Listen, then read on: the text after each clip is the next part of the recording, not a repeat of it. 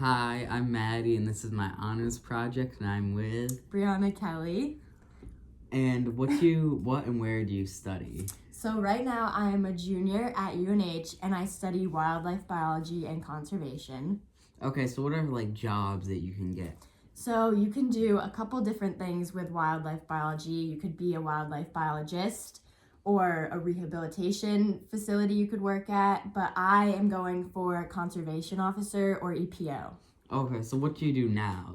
So right now I'm working at our local state forest in Western Mass, working with the Department of Conservation and Recreation on OHV trail crew.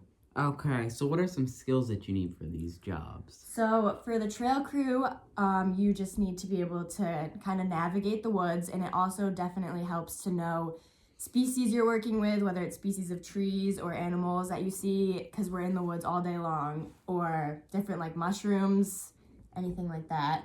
And then for the conservation officer position, it's kind of similar. You definitely want to know the species that you're going to be encountering depending on where you are in the country, because everything in biology, everything kind of relies on one another because there's different cascade effects. So it's very important to know what you're doing and what you're working with. Okay, so what you doing a day in your job right now? So in my job right now, we clear trails for ATV usage, and that's what I do right now. It's pretty much just clearing trails. Okay, so what got you into this field and So for the past 8 years, I have been volunteering at my local sportsman's club, working with the pheasant program. So I've learned how to raise and take care of ring-necked pheasants, as you can see in the back. And so that I've been doing for so long, and it's really sparked my interest in working with wildlife because I love to learn everything about them, and I love to know all the different things, like where they're from, like how to take care of them. So that sparked my interest. And I also work with the fish, trout. We stock our quarry with trout, so just doing that has gotten me into this field. So how does it feel being a female, working a male-dominated, It's definitely, you notice it a lot, and it's getting better, but it definitely, especially in the job I work at, it's a lot of physical labor in the woods, and so you do get times where they're like, oh, you we'll do the work, and you can just be careful, stand back. I get a lot of be carefuls in my job, and it is frustrating, but it also encourages me to study really hard in what I'm doing and pursue exactly what I want to do, because I just want to do it, and I want to do it well. And so, yeah.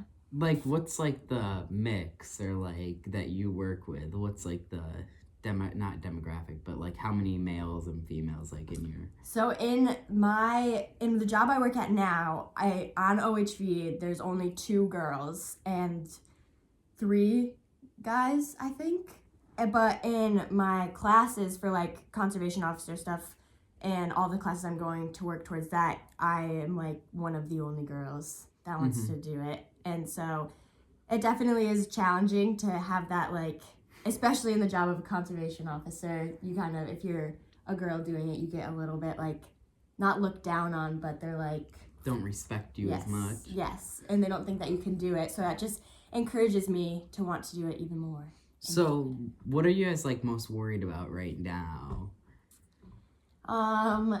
So what I've noticed working with the DCR and also being in school is there's obviously lots of things going on with nature, but getting people to care about the climate is a very important thing. That's the only way that anything's going to change, or getting people to care about species that are getting endangered or dying out. Public interest is in any wildlife field. You have to have people interested in it, or they won't care about it. Yeah. So what are some things that you guys are doing about climate change, if any?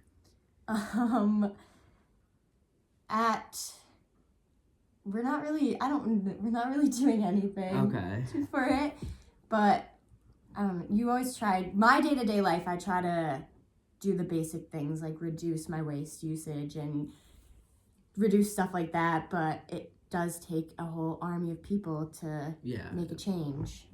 Cool. And then what are your hopes in this, and what are like your biggest fears about like just your job in general, like if you can't get funding to do the stuff or like all that? Funding is a very big thing with wildlife jobs.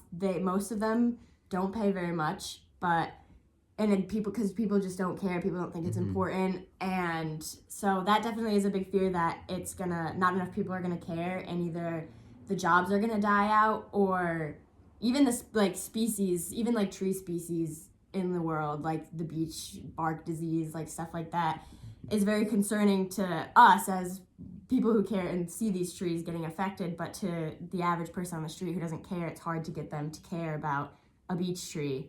So that is a fear that, and I do hope that people eventually start to care more and start to realize they want to, in studies I've done at school, you tend to see that people want to save the cuter looking animals than like a blobfish or something. So I don't know, finding ways, I think it's going to be really important as in this field to figure out ways to get people to care about what we're talking about to save them. Yeah, and I saw like in some of the stuff, like a lot of people are also worried that like the big decisions aren't going to be made like by the right people. So are you kind of worried about that?